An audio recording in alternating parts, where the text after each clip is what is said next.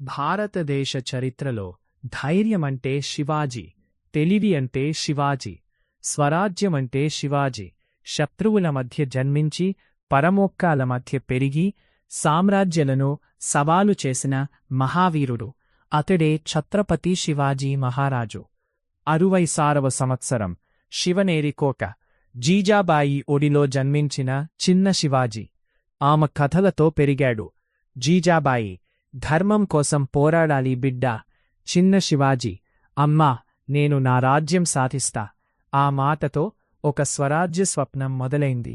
యువ శివాజీ, కొంతమంది నమ్మకమైన మిత్రులు, లక్ష్యమొక్కటే, టోర్నా కోట.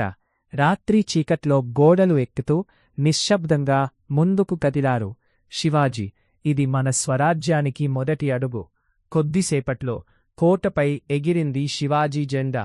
బీజాపూర్ సుల్తాన్ కోపంతో అఫ్జల్ ఖాన్ను పంపించారు.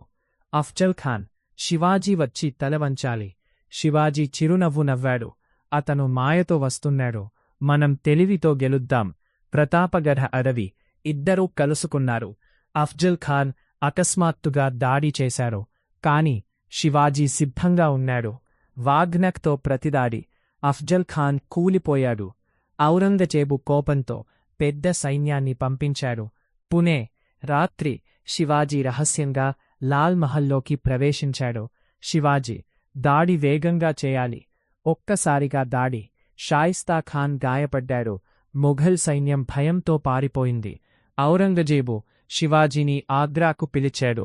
కాని అతన్ని నిర్బంధించాడు. శివాజీ నవ్వాడు. తెలివి ఉంటే బంధనం కూడా విరగొట్టొచ్చు. పండ్ల బుట్టల్లో దాక్కుని శివాజీ బయటపడ్డాడు. శత్రువులు ఆశ్చర్యపోయారు. 66వ సంవత్సరం రాయగఢ కోట. శివాజీ పట్టాభిషేకం. ప్రజలు ఆనందంతో నిండిపోయారు. శివాజీ, ఇది నా విజయము కాదు, ప్రజల విజయం. స్వరాజ్యం అధికారికంగా ప్రారంభమైంది. రైతులకు రక్షణ, స్త్రీలకు గౌరవం, న్యాయం, ధర్మం. శివాజీ ఒక రాజు కాదు, ఒక స్వప్నం. ఛత్రపతి శివాజీ ధైర్యానికి ప్రతీక, స్వరాజ్యానికి చిహ్నం.